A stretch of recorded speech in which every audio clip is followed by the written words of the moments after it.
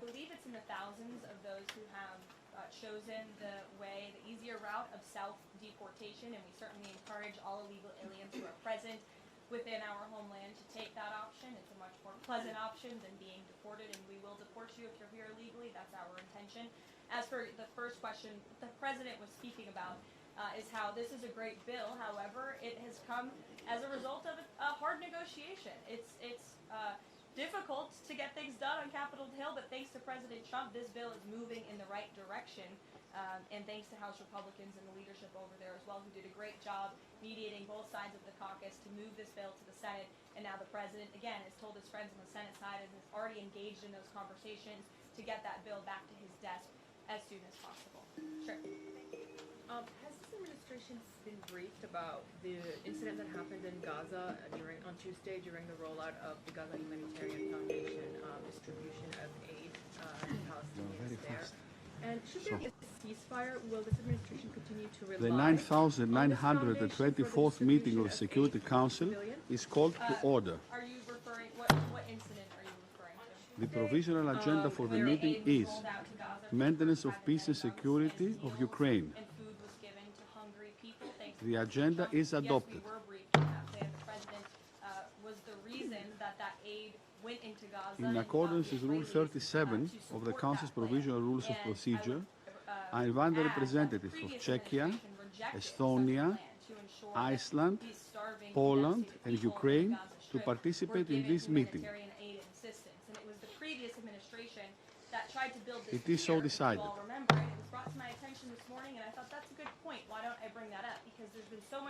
In accordance with Rule 39 of the Council's Provisional Rules of Procedure, I invite the following briefers to participate in this meeting: Ms. Rosemary DiCarlo, Undersecretary General for Political and Peace-Building Affairs, and Ms. Lisa Doughton, Director of Financing and Partnership Division, Office for the Coordination of Humanitarian Affairs.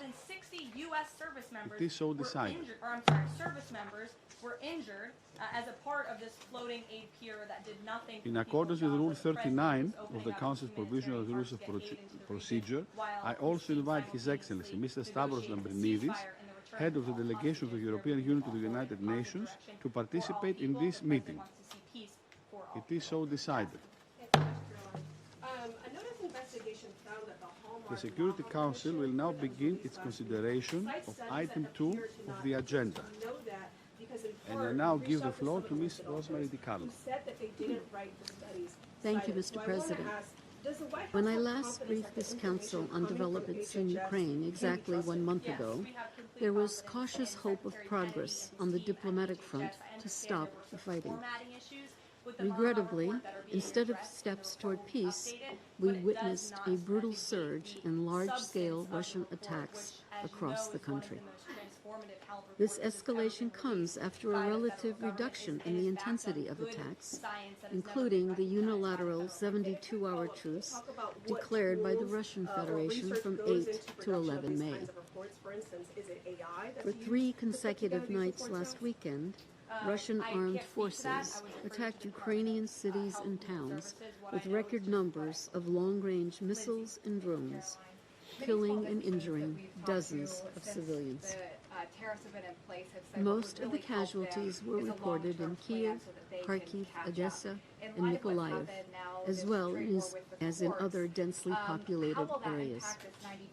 On Monday, 26 May, at least 6 people were reportedly killed and 24 injured across the country, including in Donetsk, Kherson, Zaporizhia, Odessa, and Mykolaiv regions. According to Ukrainian officials, with 355 drones, Monday's attack was the largest drone attack on Ukraine since the start of Russia's full-scale invasion. This topped the previous record from the night before. On Sunday, 25 May, 12 people, including 3 children, were reportedly killed and more than 60 others were injured when missiles and drones hit Kiev and other locations in Kiev, Zhytomyr, Khmelnytskyi, Ternopil, Dnipropetrovsk, Mykolaiv, Odessa, Kharkiv, Chernihiv, Cherkasy, Sumy, and Poltava regions. that is More underway. than And again, 80 you're residential emphasizing, buildings I believe, were the reportedly need to damaged. pass the One Big Beautiful Bill and the president On Saturday, 24 May, at least 15 people, including 2 minors, were reportedly injured in a Russian strike on Kiev. Elsewhere, at least 13 people were reportedly killed. 4 people in the Donetsk region, 5 in the Kherson and Odessa regions, and 4 in the Kharkiv region. The Dnipro and Zaporizhia regions were also hit. In addition, Sumy region in the northeast of Ukraine has been hit particularly hard by continuous cross-border heavy shelling. On 17 May, only hours after Russian and Ukrainian delegations met in Istanbul, a Russian drone strike on a civilian bus in Bilopilia in Sumy region reportedly killed 9 people and injured 7 others. Among those killed were 3 members of the same family, a mother, a father, and their daughter. In total, since the start of Russia's full-scale invasion of Ukraine in February 2022, at least 13,279 civilians, including 707 children, have been killed. The confirmed number of civilians injured stands at 32,449, including 2,068 children. The overall security situation so far in 2025 is significantly worse than in the same period last year. Civilian deaths in the first quarter of this year are 59% higher than in the same period of 2024. Mr. President, since my last briefing, Russian regions bordering Ukraine also reported civilian casualties. According to the Russian Ministry of Foreign Affairs, 9 civilians were killed and 117 were injured because of Ukrainian strikes from 19 to 25 May. The ministry also reported that from 12 to 18 May, 17 Russian civilians were killed and more than 100 others were injured following Ukrainian attacks on Russian border regions, bringing the total for the month of May to 59 killed, including 5 children, and more than 400 others injured, including 21 children. The United Nations is not able to verify these reports.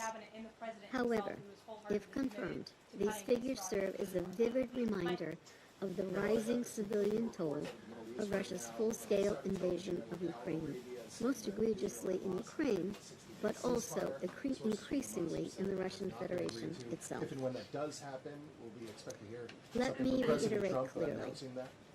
Attacks against civilians and civilian infrastructure are strictly prohibited under international humanitarian law. Caroline, They are One Big Beautiful unacceptable Bill. and President says he's indefensible not happy with all wherever aspects of it. they occur, What changes and would they you must like to stop see be made? immediately. Can this bill be both big My and colleague beautiful? Lisa Dutton of the Office for the Coordination of Humanitarian Affairs will provide updates about the impacts of the renewed attacks on the humanitarian situation in Ukraine and our response to deliver life-saving aid to all those in need. Mr. President, the latest dangerous escalation follows some significant diplomatic developments. On 16 May, Ukrainian and Russian delegations met in Istanbul for the first direct negotiations in 3 years. We welcome these talks and commend the important role of Turkey and the United States in facilitating these discussions. While the talks did not result in the much-needed, complete, immediate, and unconditional ceasefire that the Secretary General has called for, it is encouraging that the sides have reportedly agreed to continue the process. We also welcome an important result of these talks, the recently completed phased exchange of 1,000 prisoners of war on each side. We hope that all remaining prisoners of war and civilian detainees will soon return home. Again, I will just close by saying that how ridiculous Mr. President, throughout the war, the Office of the High Commissioner for Human Rights has reported on the human rights violations in the territories of Ukraine occupied by the Russian Federation. Did anything about that. The Independent Commission of Inquiry on Ukraine, meanwhile, continues to investigate alleged violations and abuses of human rights and international humanitarian law in Ukraine. Just yesterday, the Commission reported on allegations of systematic drone attacks by Russian forces targeting civilians in Kherson. The impact of the war on children is particularly heartbreaking. More than 5.1 million children have been displaced from their homes. 1 in 5 children has lost a relative or friend since 2022. And the fate of Ukrainian children reportedly deported to the Russian Federation remains a question of deep concern. Last night, the Trump administration faced another example of judicial overreach. Using his full and proper legal authority, President Trump imposed universal tariffs and reciprocal tariffs on Liberation Day to address the extraordinary threat to our national security and economy posed by large and persistent annual U.S. goods trade deficits. The United States has run a trade deficit of goods every year since 1975. In 2024, our trade deficit in goods exceeded $1 trillion. Everybody agrees this is unacceptable. President Trump is delivering on his promise to fix this problem, and he has taken a long overdue and much needed bold stance for American workers after decades of our manufacturing base being hollowed out. The president's rationale for imposing these powerful tariffs was legally sound and grounded in common sense. President Trump correctly believes that America cannot function safely long-term if we are unable to scale advanced domestic manufacturing capacity, have our own secure critical supply chains, and our defense industrial base is dependent on foreign adversaries. 3 judges of the U.S. Court of International Trade disagreed and brazenly abused their judicial power to usurp the authority of President Trump to stop him from carrying out the mandate that the American people gave him. These judges failed to acknowledge that the President of the United States has core foreign affairs powers and authority given to him by Congress to protect the United States economy and national security. Congress had created the National Emergency Act to provide the congressional framework to strike down improper IEEPA use. And any questions over whether President Trump improperly imposed these IEEPA tariffs were already adjudicated in Congress following Liberation Day. Congress firmly rejected an effort led by Senator Rand Paul and Democrats to terminate the president's reciprocal tariffs. The courts should have no role here. There is a troubling and dangerous trend of unelected judges inserting themselves into the presidential decision-making process.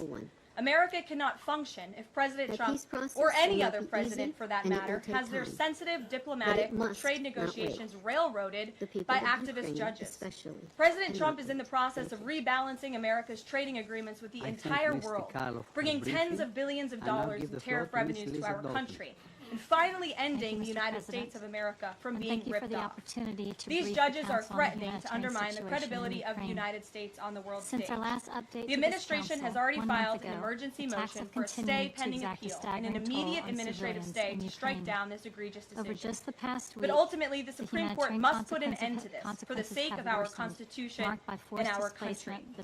With Congress returning next week, it's critical that Senate Republicans maintain the momentum and quickly pass the One Big Beautiful Bill. The One Big Beautiful Bill will truly make America safe and prosperous. The One Big Beautiful Bill includes the largest border security investment ever. That's why the law enforcement groups are lining up to encourage its swift passage. The National Fraternal Order of Police, the largest police union in the country, just endorsed key provisions of the bill. The FOP president announced their strong support, saying the One Big Beautiful Bill Act is more than legislation. It is a promise kept to the public safety officers across the country and a bold step toward an economy that respects, rewards, and uplifts the people who keep it safe. And the National Border Patrol Council, which represents nearly 20,000 Border Patrol agents, hailed the legislation as well.